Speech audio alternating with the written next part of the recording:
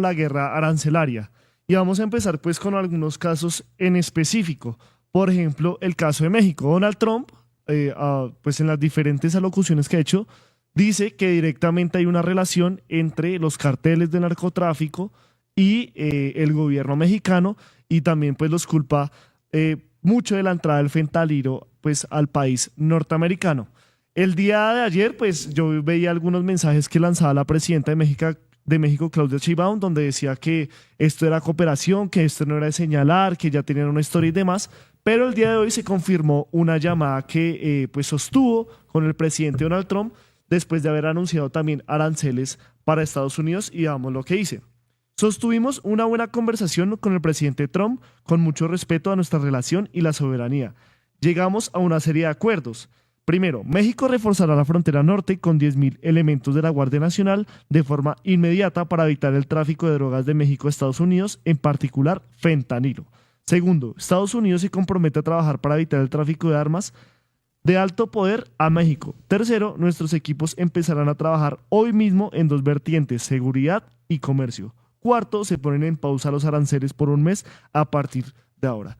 ¿Cómo vio ese rifirrafe, ese tire y afloje entre Tom y Claudia Sheinbaum después de que ya ayer pues lanzó mensajes contundentes, y hoy pues después de esta llamada como que se aliviana un poco la situación? Bueno, yo creo que lo primero que hay que tener en cuenta es que hay que recordar que Trump llega a la presidencia cargado de negociaciones transaccionales. Es una persona que le gusta negociar, y como buen negociador pues siempre va a poner o siempre va a ubicar sus propuestas maximalistas y a partir de allí empezar a negociar, ¿cierto? Eso creo que es lo primero que hay que tener en cuenta. Incluso que a pesar de que esas propuestas maximalistas caigan con la casi locura e irracionalidad como cambiar el nombre del Golfo de México por el Golfo de América. En el caso de México, yo creo que es importante porque Estados Unidos ha apuntado a México y Canadá. Y es que la globalización, como yo les dije, el orden internacional liberal basado en reglas, uno de sus pilares era la globalización. El crecimiento de China desde el 2008 y el sobrepaso de China en elementos comerciales a Estados Unidos ha hecho que Estados Unidos tenga déficit, es decir, en la balanza comercial. ¿Eso qué quiere decir? Que importa más de lo que exporta, y eso tiene un impacto en el sector industrial, porque si usted exporta menos de lo que importa, pues usted no tiene que tener tanta fábrica para sacar, y eso tiene un impacto en los trabajos, y por eso Trump dijo que iba a generar más empleo. Esto no es nuevo. En la primera administración de Trump, él negoció el NAFTA, que era el acuerdo comercial entre Canadá, Estados Unidos y México, y la pandemia de 2020 reforzó esta idea. La pandemia de 2020 evidenció no solo el sobrepaso de China en lo comercial, sino también la parálisis comercial llevó a que Estados Unidos se diera cuenta, con mayor evidencia, que dependía de las grandes cadenas de suministros chinas. Cuando se para el comercio, pues ellos dicen no recibimos mercancías, pero tampoco tenemos los insumos para producir, es decir, dependemos de China. Y ahí empezó un primer cambio dentro del comercio internacional. Durante la globalización desde los 80 hasta el 2020 se hablaba de offshore, cadenas de larga distancia, ¿cierto? Y que cada estado iba aportando. A partir del 2020, Estados Unidos cambia del offshore por el nearshore, es decir, cadenas de suministro más cortas, y por esa razón es que se renegocia el NAFTA en la primera administración de Trump. ¿Qué quería? Traer todas esas empresas para México y para Canadá y México, que allí fuesen las empresas ensambladoras y allí subiera la mercancía a Estados Unidos. De alguna manera, Estados Unidos tenía mayor control. Sin embargo, 4 años después se dan cuenta que quien sigue beneficiándose ahora ya no es China, sino México y Canadá. Y por esa razón hoy Trump llega con una actitud agresiva de querer negociar o de imponer, pero pues digamos que pues Canadá también dijo horas antes de este programa, pues también digamos que se tuvo una conversación Justin Trudeau con el mandatario republicano. Quedaron congeladas estas sanciones, estos aranceles, igual que Sheinbaum. Entonces creo que es importante entender ese cambio comercial que se está dando para así explicar o entender por qué la acción también de Trump, digamos, hostil frente a México y Canadá en específico. En cuanto al narcotráfico, es otro tema que ha sido clave dentro de las relaciones bilaterales entre Estados Unidos y México. Y como lo decía Claudia Schaumann, como usted bien lo mencionaba, en uno de los puntos es comercio por seguridad. Y es que desde el 2009 el Congreso de la República de Estados Unidos ha demostrado ellos mismos en sus propios informes que quienes le venden las armas a los grupos narcotraficantes en México son las propias empresas o tiendas de armamento estadounidenses. Y eso se debe a que existe un altísimo control de los vehículos y de las personas que transitan de México a Estados Unidos, pero no existe un control efectivo de Estados Unidos hacia México. Razón suficiente o vacío de seguridad que les ha permitido traer todo este tipo de armamento. Entonces, por eso estamos viendo que en el caso específico de México hay una negociación de mercancías o comercio y seguridad con el propósito. Hoy Trump se compromete a tener mayor control sobre ese armamento y pues vamos a ver. La verdad yo lo veo dudoso porque además los republicanos siempre han sido apoyados por la Asociación del Rifle y creo que esto pues no creo que Donald Trump vaya a limitar la venta del armamento tampoco. Y bueno, como bien lo mencionó nuestro analista Manuel, básicamente pues Canadá también estaría sufriendo esta guerra arancelaria o guerra económica, pero antes de que se congelaran precisamente esas medidas que tomó el gobierno estadounidense, esto fue lo que dijo el primer ministro sobre el tema de los aranceles y también cómo su país se podría ver afectado. Escuchemos. Tonight, I am announcing Canada will be responding to the U.S. trade action with 25% tariffs against $155 billion worth of American goods. This will include immediate tariffs on $30 billion worth of goods as of Tuesday, followed by further tariffs on $125 billion worth of American products in 21 days' time to allow Canadian companies and supply chains to seek to find alternatives. Ce soir, j'annonce la réplique du Canada. Las relaciones entre Canadá y Estados Unidos podríamos decir que están en un punto álgido, ¿cierto? Básicamente con lo que acabamos de ver y también con el tema de esta guerra económica.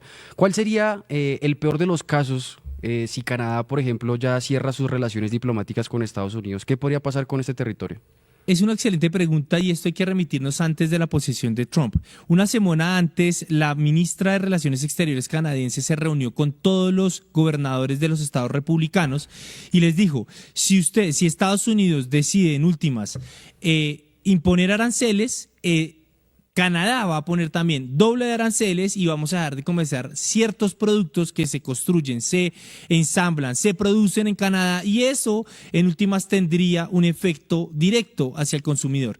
Creo que el peor escenario es que pues, digamos, el presidente Trump ha mencionado imponer aranceles de 25% a México, a Canadá, que además han sido socios históricos, estructurales de Estados Unidos, se lo amenazó a Colombia incluso, 10% a China.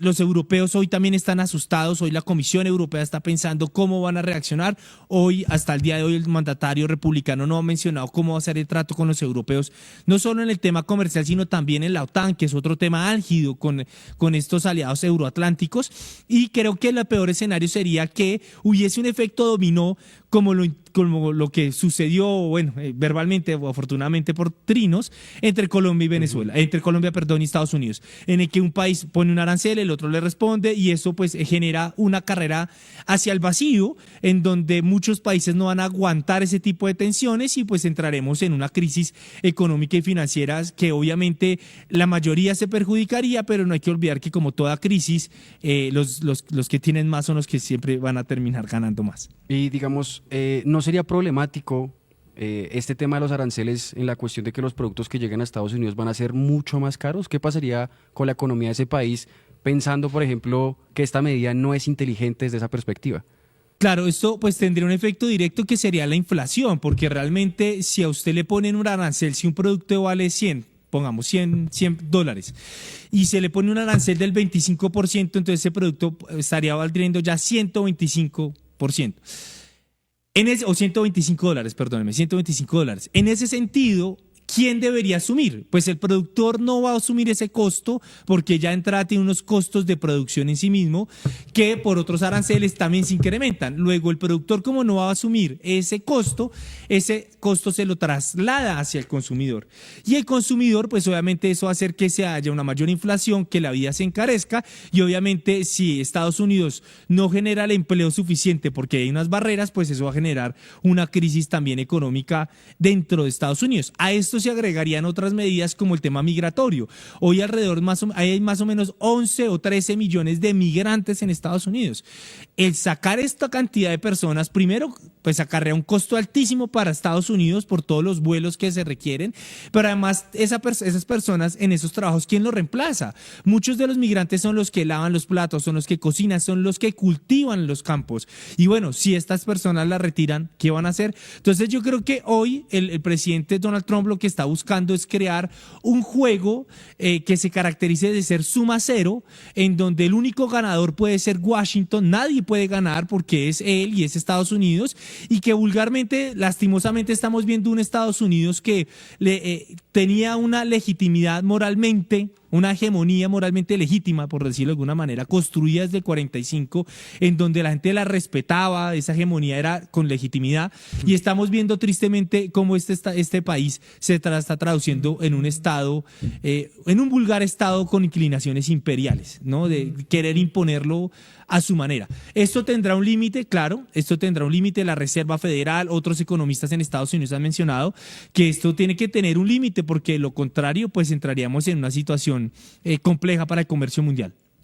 Y bueno, también como hemos mencionado, pues los países afectados precisamente con esta guerra económica, por llamarlo así, sería México, Canadá y también China, país con el cual también publicó un comunicado después de conocer precisamente las medidas del presidente Donald Trump, diciendo que va a demandar ante la Organización Mundial de Comercio esta medida. Y mi pregunta sobre lo que está pasando con China y Estados Unidos es cómo, por ejemplo, esa guerra que se está fraguando en estos momentos económica no puede avanzar más, ya que esto propicia de alguna otra forma que se reactive, por ejemplo, la problemática que ha tenido Estados Unidos con la superpotencia China. Eso es una situación bastante difícil porque, claro, China puede denunciar ante la Organización Mundial del Comercio, que es la institución encargada desde los años 90 y que reemplazó el GATT, que era otra organización comercial o que regulaba el comercio. El problema de esto es que China puede implementar o solicitar una investigación en el órgano de soluciones de controversias comerciales de la Organización Mundial de la Salud.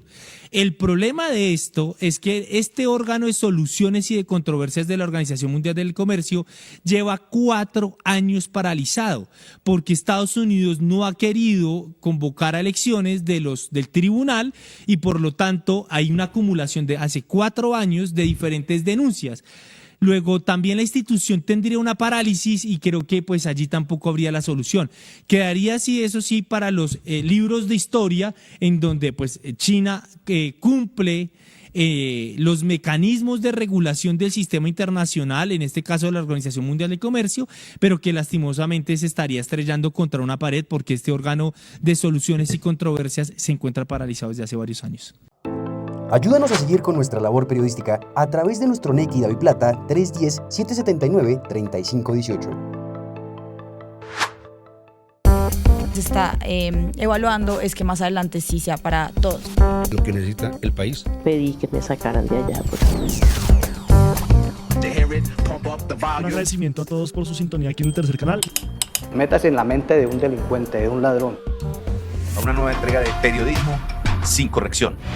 Pasión todo locura y estamos muy contentos.